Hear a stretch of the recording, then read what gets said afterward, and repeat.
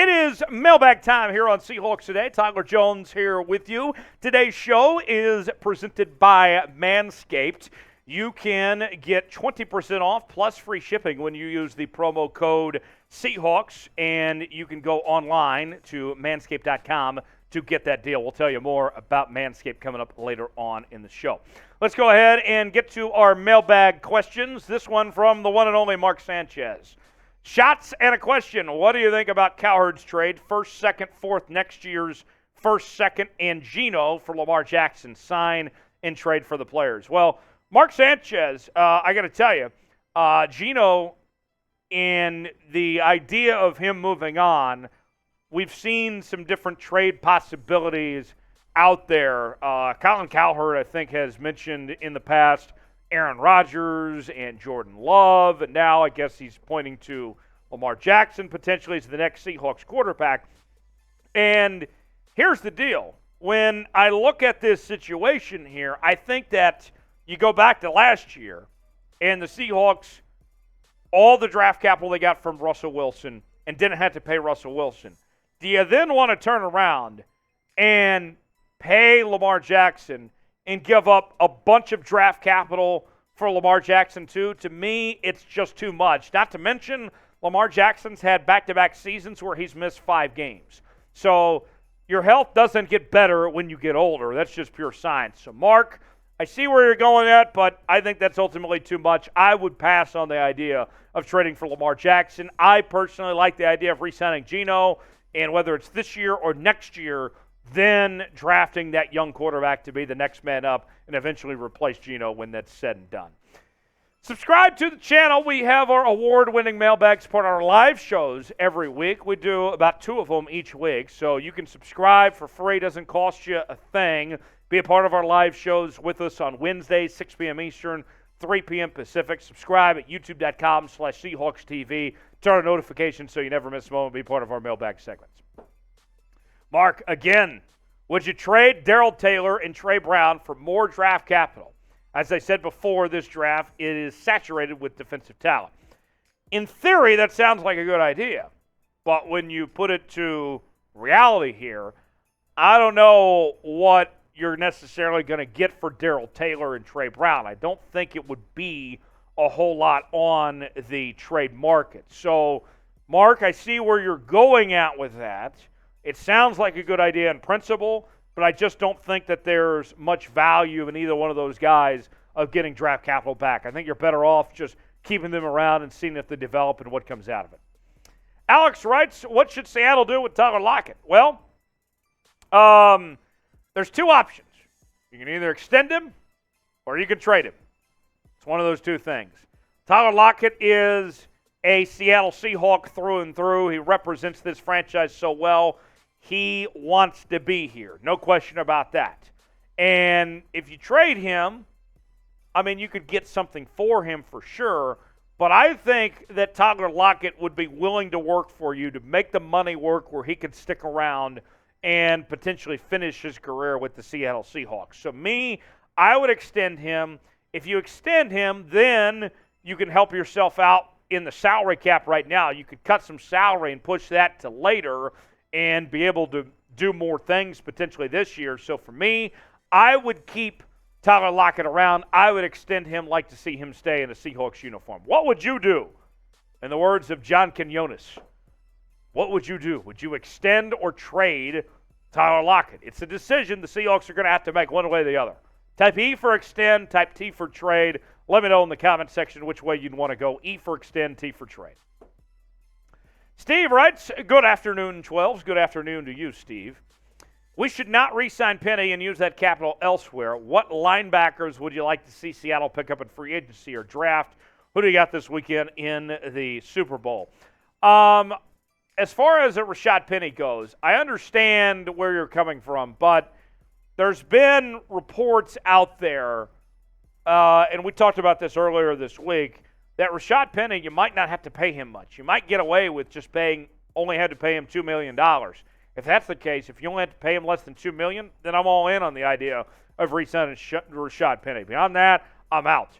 Linebackers in free agency, it's a very interesting year when it comes to free agency in the NFL. And we know the Seahawks are in a position where Jordan Brooks, of course, is likely to miss most of this upcoming season, but you still have some good veterans like Levante David, TJ Edwards. We've talked about Tremaine Edmonds at times here on this program.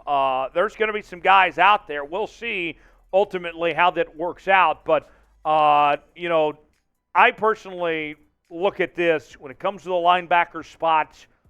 Do you want to pay a guy, but then bring back Jordan Brooks too eventually when he's healthy? That's a tough predicament the Seahawks have to figure out. It doesn't do them any favors with where Brooks' status is at right now, but nonetheless, we'll see how it plays out. But I'm open to the idea. I probably would rather draft and look at some draft options, but the Seahawks have to do their due diligence and at least examine what's available potentially on that free agent market, the linebacker spots. Breaking news, Manscaped is now selling beard products. That's right. Our friends at Manscaped have gone from Balls Mafia to Beard Mafia in 2023 to keep you well groomed from head to toe with their brand new Beard Hedger Pro kit. In this package, it all starts with the Beard Hedger. This cordless trimmer has a rotary wheel with 20 haircutting links, all with one guard, so no more messy drawers full of extra add-ons. Sculpt your beard to a championship level this season with Manscaped and tame your mane by going to manscaped.com for 20% off plus free shipping with code Seahawks. The Beard Hedger Pro Kit also comes with 4 dermatologist-tested formulations for your post-trim hygiene, beard shampoo and conditioner, beard oil, and beard balm. So get 20% off and free shipping with our code Seahawks at manscaped.com. That's 20% off with free shipping at manscaped.com and use our code Seahawks. Avoid the blitz and take your beard to the promised land this year with the brand new Manscaped Beard Hedger Pro Kit. Get yours today. I don't have a beard. I'm a clean-shaved guy, but if I had a beard, I'd certainly be using this. Jeremy Chuggs, he's a beard guy. He uses this. He loves it. So, if anything, support Jeremy and check our guys out at manscaped.com. Get 20% off plus free shipping. Code Seahawks at checkout. The great Mark Sanchez checks in once again. If Bijan Robinson drops out of the first round and lands at our first second-round pick, should the Seahawks pick him? So, I am of the belief, folks, that you don't draft a running back in the first round. But there are some exceptions, and Bijan is that type of exception. I think Bijan Robinson, the sky's the limit. He could potentially be a Hall of Fame talent. That's how good Bijan Robinson is. He checks all the boxes potentially. With that said, I know the Seahawks, the running back position is a need behind Kenneth Walker, but it's not necessarily priority number 1, 2, or 3. But Bijan is so good if he's around for that first second-round pick, which I'd be surprised if he was, but if he is, he's too good to say no. Yeah, I would take Bijan if he's around at that point. We'll see. I doubt that happens, but if he is, yeah, too good to pass up as far as I'm concerned. Elijah says, if a top tackle drops to pick 20, should we pick them up like a Broderick Jones or move someone inside? So here's where the Seahawks are at. You got Charles Cross at left tackle, who you spent a top 10 pick on. And then at the right tackle spot, you got Abraham Lucas, who you spent a third-round pick on. I like both guys. Your booking tackles, I think you can roll with for a long time, that they can be leading both sides, and they're developing together. Cross was better, but Lucas wasn't bad. And my guy Brian Baldinger, and you're not doing yourself a favor if you're not watching Baldy's breakdowns on Twitter. I encourage you to go look at Baldy's breakdowns because he was talking about Charles Cross and Abraham Lucas a lot this year, and Baldy loved both those guys, what they brought to the table, what they did, and how far they came along. So, no, I'm not about drafting tackle. You have other needs to take care of. Broderick Jones is a good football player, but not what the Seahawks need right now. Tepper says, Tariq Woolen was great this year. Will Coby Bryant end up being as good?